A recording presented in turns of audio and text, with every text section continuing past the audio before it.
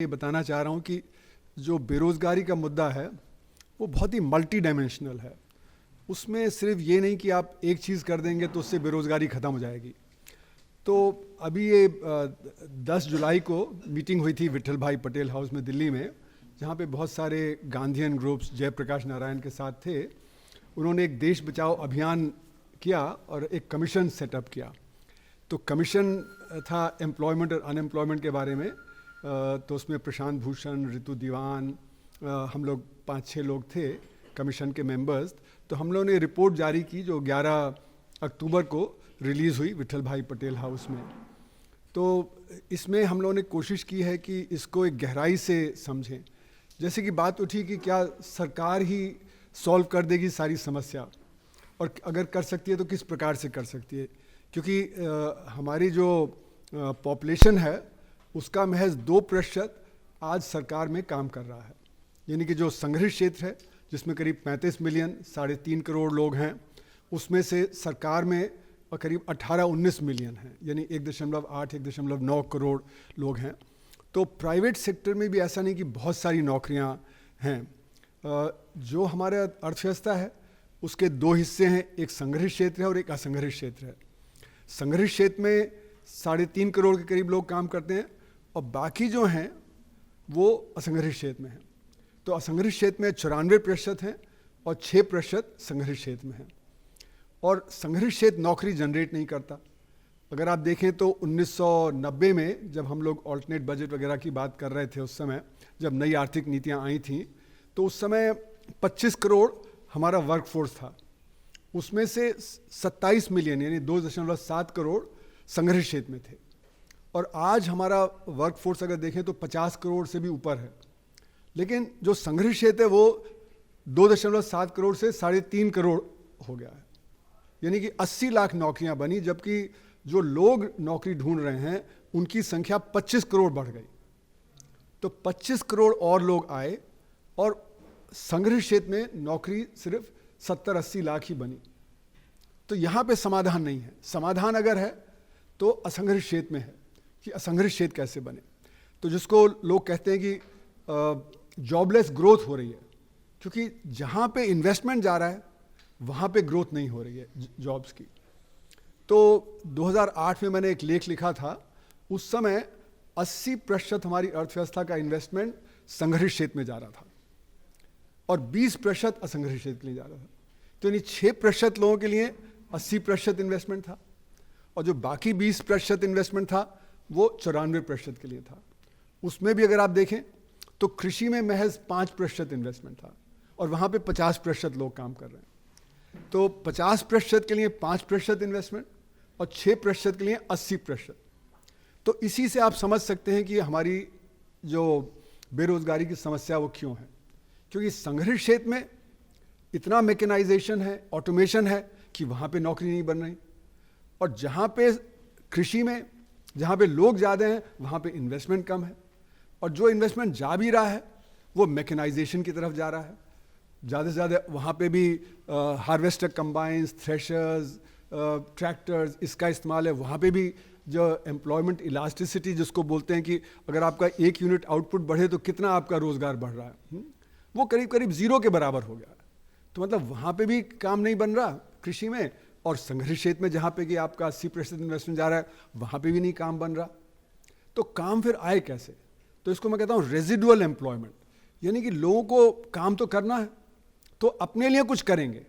वो रिक्शा चला लेंगे, ठेला कर लेंगे, कुछ सिर पे बोझा ढो लेंगे, कहीं बस स्टैंड पे चना बेच लेंगे, एक खोमचा लगा के कुछ कर लेंगे, या जैसे मोदी ने कहा कि चाय बेच लेंगे।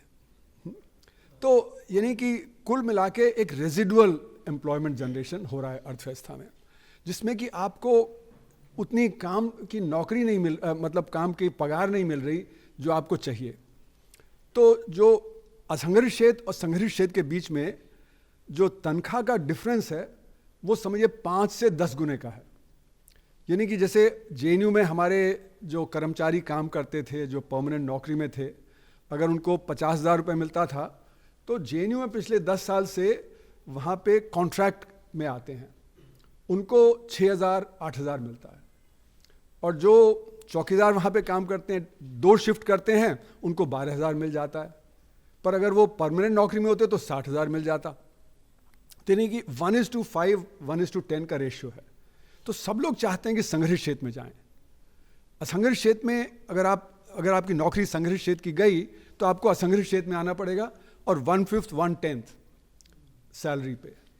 तो इससे समाज में कॉन्फ्लिक्ट बहुत बढ़ गया है, क्योंकि सभी कोशिश कर रहे हैं कि संघर्ष क्षेत्र में और सरकारी नौकरी में जाएं।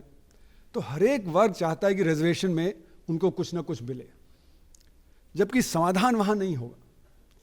क्योंकि आप जो 2% लोग सरकारी नौकरी में हैं उसको 3% कर लेंगे, 4% कर लेंगे, 5% कर लेंगे, पर सवाल तो 94% का है कि उनको कहाँ से आप सही पगार, सही नौकरी आपको मिले।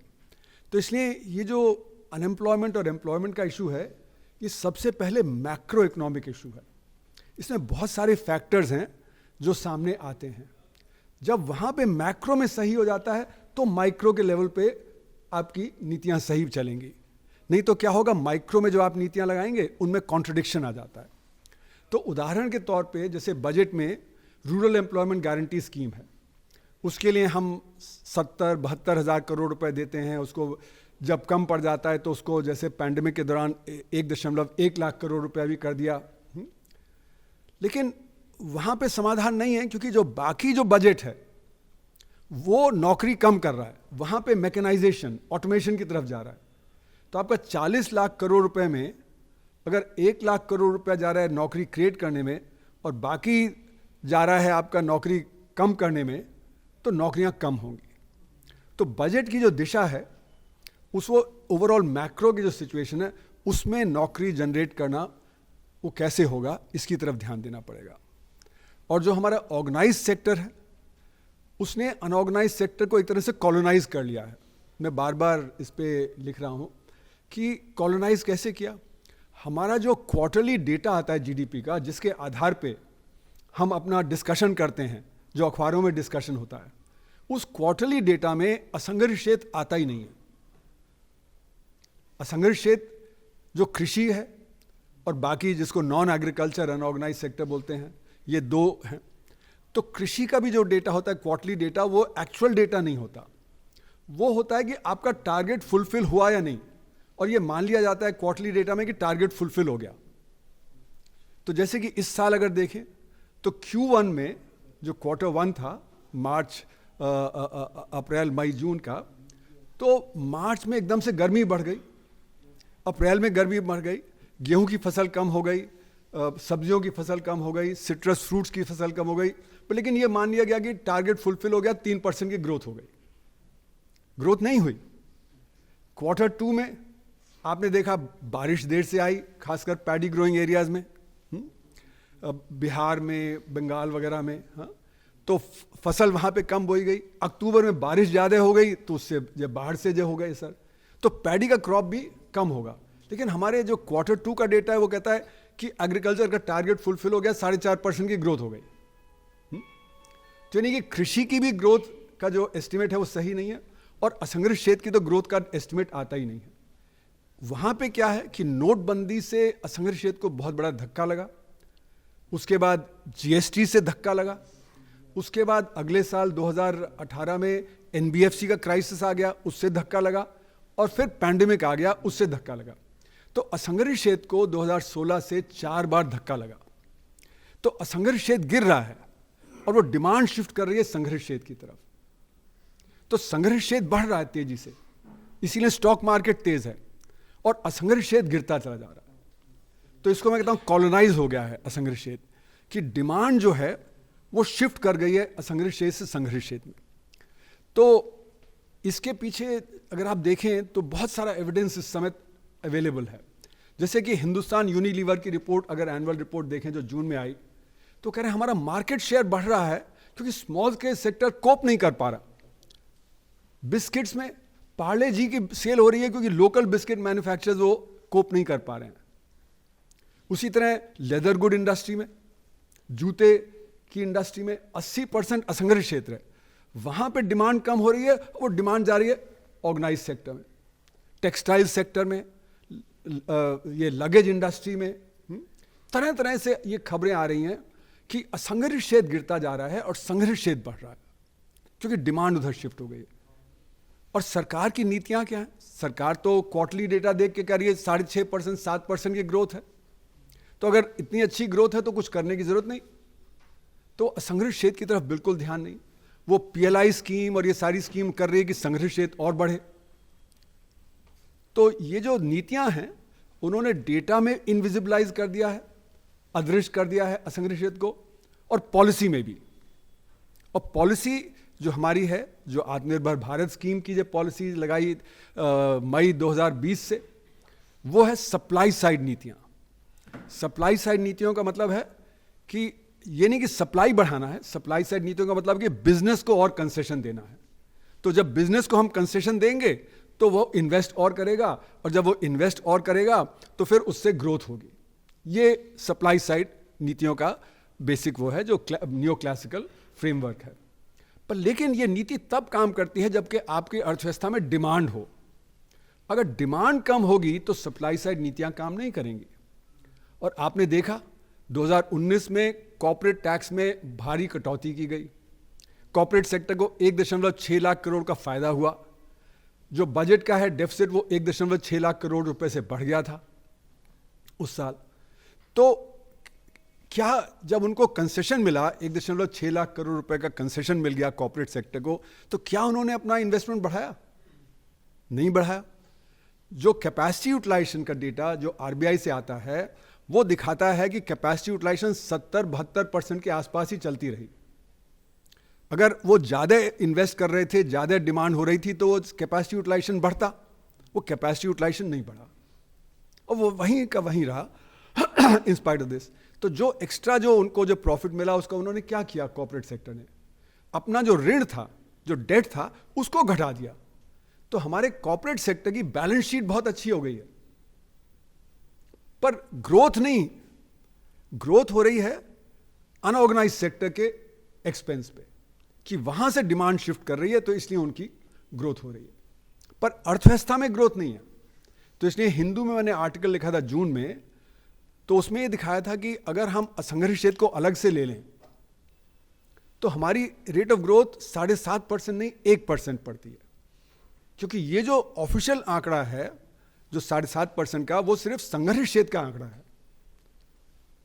और इसलिए हम असंगठित क्षेत्र के अगर अलग से लें कि वहां पे 10% की गिरावट है, कई जो असंगठित क्षेत्र के लोग हैं वो तो कह रहे हैं हमारी 20% की गिरावट है। मैं तो कहता हूं अगर 10% की भी गिरावट है उसमें, तो क्योंकि असंगठित क्षेत्र 45% है और संगठित क्षेत्र 55% है, तो अगर आप कैलकुलेट करें तो 1% की रेट ऑफ ग्रोथ है। तो we are not the fastest growing economy in the world. जो सरकार का क्लेम है, we are the fastest growing economy. अगर if we are the fastest growing economy तो फिर कोई समस्या नहीं है। कोई समस्या नहीं है तो पॉलिसी बदलने की जरूरत नहीं है। तो इसलिए सरकार अपनी पॉलिसी नहीं बदल रही। और जो उन्होंने दिया भी गरीबों को, तो आत्मनिर्भर भारत में कितना दिया उन्होंने? 1.5-2 लाख करोड़ रुपया, जो हमारे GDP का मुश्किल से 1% है। तो जो देना था, जहां पे डिमांड कम हुई, जिससे डिमांड बढ़े, वहां पे दिया नहीं गया। और दिया गया तो कॉर्पोरेट सेक्टर को बेनिफिट दिया गया, चाहे वो PLI स्कीम हो, चाहे वो और जो स्कीम्स हैं। तो कुल मिला के जो हमारे सरकार की नीतियां हैं, उसकी वजह से असंगठित क्षेत्र जहां पे रोजगार हो सकता है, वो एक तरह से इनविजिबलाइज हो गया है और ऑर्गेनाइज सेक्टर ने उसको कॉलोनाइज कर दिया है। जैसे कि जब कॉलोनियल रूल हमारे ऊपर हुआ, इस पे मैंने एक लेख लिखा था लीफलेट में। कॉलोनियल रूल में जो हमारी डिमांड थी वो ब्रिटिश ने हथिया ली, तो हमारी इंडस्ट्री की डिमांड कम हो गई, हमारी इंडस्ट्री डिक्लाइन हो गई। तो डी इंडस्ट्रियलाइजेशन हुआ 1860, 1870, 1880 में। उसी तरह आज जो हमारा अनऑर्गेनाइज सेक्टर है उसका डी इंडस्ट्रियलाइजेशन हो रहा है, वो बंद हो रहा है बड़े लेवल पे। तो ये जो एक समस्या है, जब वहां पे आप देखेंगे तो वहीं पे रोजगार है, और वही सेक्टर अगर बंद होगा तो बेरोजगारी बढ़ेगी। तो ये जो मूल कारण है, ये कि हमारी नीतियां सही नहीं हैं, जो एम्प्लॉयमेंट जनरेशन की तरफ ध्यान दें, जो करें। दूसरी बात है टेक्नोलॉजी की। जो आज टेक्नोलॉजी आ रही है, नई टेक्नोलॉजी, उसमें एम्प्लॉयमेंट जनरेशन नहीं है। वो सिर्फ इंडिया में नहीं है, दुनिया के लेवल पे है आज। और इसीलिए आप देखेंगे कि जो न्यो क्लासिकल जो पॉलिसी पैराडाइम है, उसको जब से हमने अपनाया है, इसको दुनिया के पटल पे बोलते हैं वॉशिंगटन कंसेंसस, जो विलियमसन साहब ने 1989 में टर्म यूज़ किया, वॉशिंगटन कंसेंसस। तो वॉशिंगटन कंसेंसस को मैं कहता हूँ ये बाजारीकरण है, यानी बाजार हावी हो गया है समाज पे।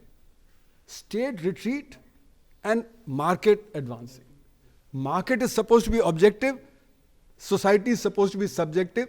तो सोसाइटी रिट्रीट करेगी, मार्केट आगे बढ़ेगा। तो ये जो नीतियां हैं, इसके चलते हुए वर्ल्ड बैंक ने खुद रिकग्नाइज किया 1980s में कि इससे परेशानी बढ़ेगी, क्योंकि गरीबी बढ़ेगी, क्योंकि it is in favour of the better of sections, those own capital. तो जो उन्होंने किया उससे गरीबी बढ़नी थी, तो उन्होंने कहा कि सेफ्टी नेट की जरूरत है। तो एक जॉली और दो औरों ने एक किताब लिखी थी जो वर्ल्ड बैंक के थे 1987 में। तो वहां पे प्रपोज किया कि सेफ्टी नेट होना जरूरी है। सेफ्टी नेट का मतलब कि गरीबों को और नीचे न गिरें, तो एक उनको कुछ हमें पब्लिक सर्विसेज देनी पड़ेगी, चाहे वो फूड हो, चाहे एजुकेशन हो वगैरह। तो हमारे देश में भी सन 2000 के दशक में right to food, right to education, mid day meal scheme, ये सारी चीज़ें आई। पर ये समाधान नहीं है, क्योंकि इससे रोजगार तो पैदा नहीं होगा। जो गरीबी और ना बढ़े, सोशल एक्सप्लोजन ना हो, इसके लिए तो ठीक है, पर इससे रोजगार अपने आप में नहीं बढ़ेगा। और इसीलिए आपने देखा कि दुनिया के पटल पे और ज़्यादा परेशानी बढ़ती चली गई। और 2014-15 के पास आते आते वर्ल्ड बैंक ने कहा कि अब हमें यूनिवर्सल बेसिक इनकम करना पड़ेगा, यानी हर एक के हाथ में पैसा देना पड़ेगा। ये कैपिटलिज्म के प्रिंसिपल के खिलाफ जाता है, लेकिन वर्ल्ड बैंक ने प्रपोज किया यूनिवर्सल बेसिक इनकम। क्यों किया? क्योंकि कैपिटलिज्म का प्रिंसिपल है यू पे फॉर द वर्क डन, मतलब आपने काम किया तो आपको मिलेगा, अगर आपने काम नहीं किया तो आपको नहीं मिलेगा। ये कैपिटलिज्म का प्रिंसिपल है। इसीलिए सब्सिडी के खिलाफ होते हैं, नियो लिबरल पॉलिसी सब्सिडी के खिलाफ होती है। सारी सब्सिडी खत्म करो, क्योंकि that's a intervention in the market which is distorting the market, वो डिस्टॉर्ट करता है। तो यूनिवर्सल बेसिक इनकम इसलिए कि अब हम रोजगार पैदा नहीं कर सकते, जो आज की टेक्नोलॉजी है, जो आज का इंटरवेंशन है स्टेट का, तो हमें पैसा देना पड़ेगा जिससे डिमांड रहे। तो आपको याद होगा जब 1911 में फोर्ड मॉडल बना, फोर्ड ने मॉडल टी बनाया, सबसे पहली मास प्रोड्यूस्ड कार निकली। उस समय क्या कहा फोर्ड ने, अगर मेरा वर्कर ये कार नहीं खरीद सकता तो मैं मास प्रोड्यूस करके क्या करूंगा? तो मुझे वर्कर की तनख्वाह बढ़ानी पड़ेगी, वर्कर्स को और मिलना है, यानी डिमांड की समस्या वो रिकग्नाइज किया उसने। और ये जो डिमांड की समस्या है, ये अभी भी अगर आप देखें तो ग्लोबल रिच कई जगह रिकग्नाइज करते हैं। जैसे वॉरेन बुफे ने 2012 में कहा, उन्होंने कहा कि मेरा जो टैक्स रेट है मेरी सेक्रेटरी से कम है, वो तो $1 लाख कमाती है, मैं तो $4-5 बिलियन कमाता हूं, पर वो ज़्यादा टैक्स रेट देती है, मैं कम टैक्स रेट देता हूं। उसने कहा इस तरह से कैपिटलिज्म नहीं चल सकता, डिमांड नहीं होगी, कैपिटलिज्म कोलैप्स करेगा। तो उसने ये बात रखी कि rich must pay more taxes, और उसको बहुत सारे अमेरिकन रिच ने, जर्मन रिच ने, इटालियन रिच ने और फ्रेंच रिच ने वो उन्होंने सपोर्ट किया। तो मैंने एक लेख लिखा उस समय, what about the Indian rich. तो Indian rich have not wanted to pay more taxes. वो तो हरदम बोलते हैं कि डायरेक्ट टैक्स कम करो, वेल्थ टैक्स खत्म करो, कॉर्पोरेट टैक्स कम करो, ये सब करो। तो ये जो एक समस्या है कि डिमांड की, इस मैकेनाइजेशन से, और आप देख रहे हैं कि किस प्रकार का मैकेनाइजेशन हो रहा है, आर्टिफिशियल इंटेलिजेंस का किस प्रकार से यूज हो रहा है, ऑटोनोमस कार्स, ऑटोनोमस व्हीकल्स की बात चल रही है, जिसमें करोड़ों ड्राइवर्स की नौकरी खत्म हो जाएगी। ट्रक ड्राइविंग का तो कह रहे हैं कि अगले 2-3 साल में ट्रक्स एक मेन सिटी से दूसरे मेन सिटी तक जाएंगे, फिर वहां पे लास्ट माइल पे कोई ड्राइवर चाहिए होगा। पर otherwise trucks will be run autonomously, taxis will be run autonomously, drivers की जरूरत नहीं। मैं 2016 में जब वो अमेरिका गया था, तो मेरे नेफ्यू है, वो एक कार्डियोलॉजिस्ट है, पैसा है उसके पास, उसने one of the first Tesla car खरीदी। तो उसने कहा मामा चलो मैं आपको घुमा लाता हूँ। हाँ, तो मैंने कहा ठीक है चलो।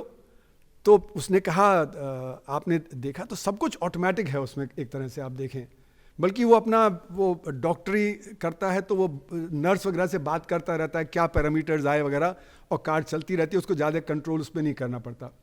तो उसने सामने का खोला, कोई इंजन नहीं है। मैंने कहा पीछे होगा इंजन, पीछे का खोला तो वहाँ पे भी सीट है। तो कहता है 4 इसमें वो मोटर लगी हैं चारों पहियों पे।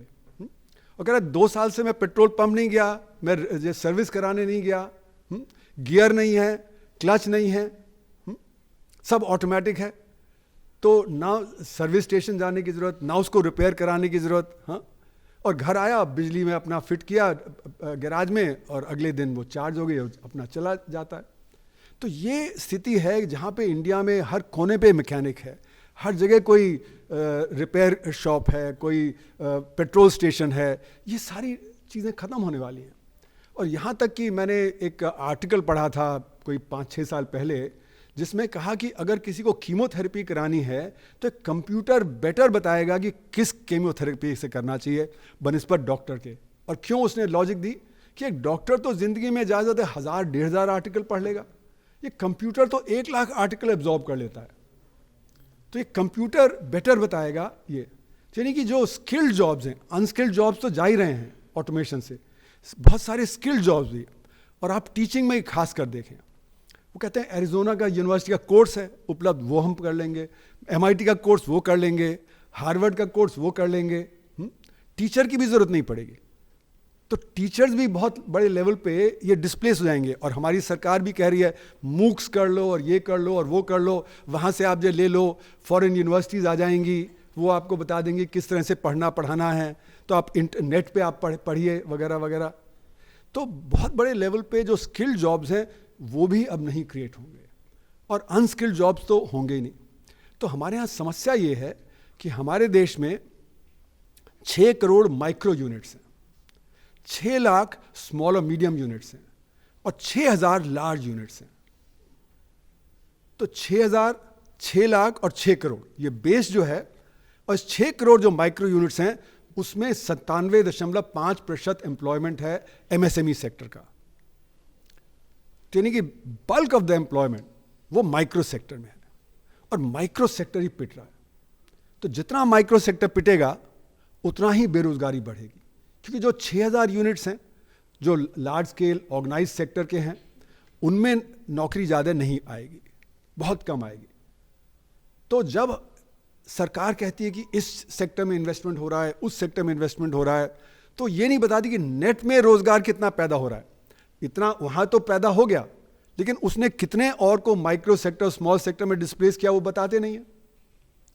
तो बेरोजगारी की समस्या ये है कि हम कह रहे हैं कि सारा का सारा इन्वेस्टमेंट हमारा इसमें जाए, और उसके साथ जो हमारा GST है उसने बड़ी बुरी तरह से माइक्रो स्मॉल सेक्टर्स की धज्जियाँ उड़ा दी। वजह क्या है? GST से हमने अनऑर्गेनाइज सेक्टर को बाहर रखा है कि अगर आपका 50 लाख का टर्नओवर है तो आपको जो नहीं दे पे करना, 1.5 करोड़ तक तो है तो आपको जो कॉम्पोजिशन स्कीम में रखा है, 1% है, साल में एक बार आपको फाइल करना है। लेकिन असली मुद्दा क्या है? जो मैं 1986 से जब पहले मॉडवैट इंट्रोड्यूस हुआ तो मैंने EPW में आर्टिकल लिखा कि क्या परेशानी रहेगी ये मॉडवैट से और वैट से।